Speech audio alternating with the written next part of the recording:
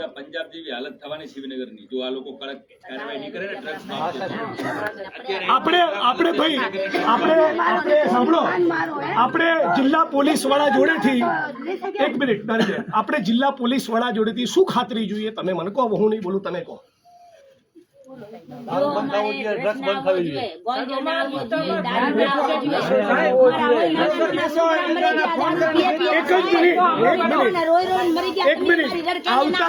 આવતા 30 દિવસ એક મિનિટ ભાઈ આવતા 1 તારીખે હું ફરી આટો મારીશ અને 6 ડિસેમ્બરે બાબા સાહેબ આંબેડકરની નિર્વાણ દિવસ છે, મૃત્યુતિથિ, એ દિવસે હું ફરી આવીશ. ત્યાં સુધી કોઈ પણ ખૂણામાં કંઈ પણ મળે તો આપણે જ્યાં સુધી જવાબદાર અધિકારીને સસ્પેન્ડ ના કરે ત્યાં સુધી અહીંથી ઊભા થવાનું નથી. આ તો ડિમાન્ડ અમારી વાજબી છે. આટલું તમે અમને કરી તમે અમને બાહેધરી આપો. 100% વાત છે. છેલ્લા 1 માસમાં મેં આપને કીધું મારી પાસે રેકોર્ડ ઉપર માહિતી. આ બહેનો તમે મારી પાસે પહેલી વાર આવ્યા છો, બરાબર? શિવનગરમાં 100% તમારી જે કાંઈ પણ રજૂઆત હશે, ભાઈઓની જે કાંઈ પણ રજૂઆત હશે, 100% 110% કામગીરી થશે. એમાંથી કોઈ પણને છોડવામાં નહીં આવે. જરૂર પડશે તો હું જાતે આવીશ, બરાબર?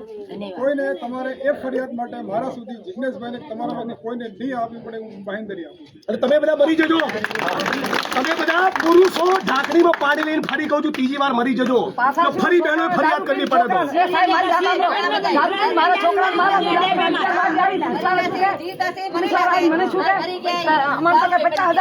તમારો છોકરો શું કરશે? તમારે 50,000 રૂપિયા અમારા છોકરાને મારો બાઈક ભાંગો, મારો ફોન ભાંગો. હું અહીં આવી રાતના 1 વાગ્યા સુધી બેઠી.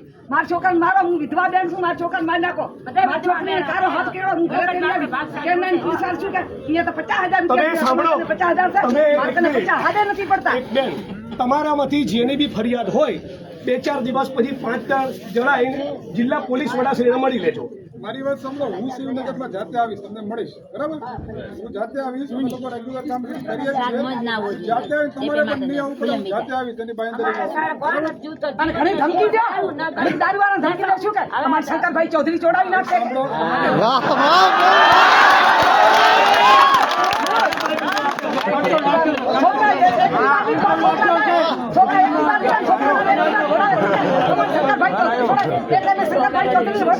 છોકરા મારવા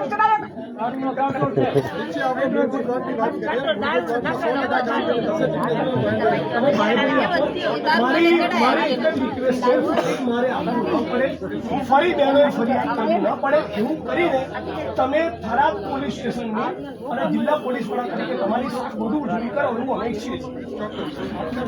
અને બધા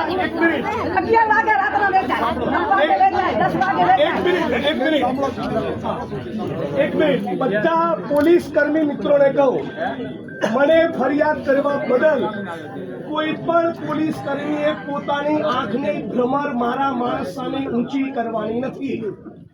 શું કહું છું? તું તારી બદતમીજી કેસમાં ફસાવાની વાત તો ભૂલી જજો. આંખની ભ્રમર ઊંચી કરી તો તને છું ને હું છું. મારે જગતનું કોઈ કામ નથી લડવા સિવાય. ચૂંટણીનું રાજકારણ 1, 2 ને 3 ને બધું 1, 2 ને 3 હું લડીશ એટલે તમને યાદ કરાવીશ કે લડત કોને કહેવાય. અને તમે પણ આ 1 મહિનાની અંદર સજડબમ ચોખ્ખું ચણાક ના થાય તો આનાથી 5 ગણી સંખ્યામાં 5,000 માણસો લઈને આવવાનું છે. એની તૈયારીમાં તમે રહેજો. અને એ વખતે તમે તૈયારીમાં નહીં હો તો ફરી મને યાદ કરતા નહીં. હું નવરો નથી, બરાબર? આટલું કીધું.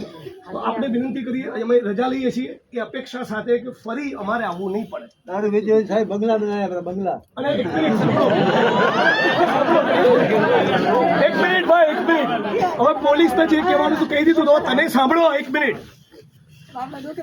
મારી સોસાયટીમાં કોઈ દારૂ વેચતું હોય તો મારી બુદ્ધિ ભ્રષ્ટ થઈ ગઈ છે કે હું લેવા જાઉં? કોઈ ઝેરની દુકાન ખોલે તો લેવા જાવ છો? એ પોલીસને જયારે કહું છું ત્યારે તમને મજા આવે છે. દારૂના અડ્ડે એમને ચાલે, તમે પીતા નથી? બોલો. ગાજો પીનારા, ડ્રગ્સ લેનારા માણસો ના હોય તો કોઈ વેચવા આવે? તમે સાંભળી લો, 1 મિનિટ. તમે તમારા છોકરાઓને બી રેડી કરો. બરાબર, જો ડ્રગ્સ એટલું ખતરનાક વ્યસન છે ને, પોતાની માની ગળાની ચેન લોકો તોડી લઈ જાય છે, થોડી મારી નોખે બરાબર. એટલે અત્યારે તાલીઓ પાડનારા લોકો તમે બી સુધરી જજો અને ચેતી જજો. આ બધી બહેનોએ ફરિયાદ કરવી પડી છે ને કે તમારા માટે સારું નથી. ધૂળ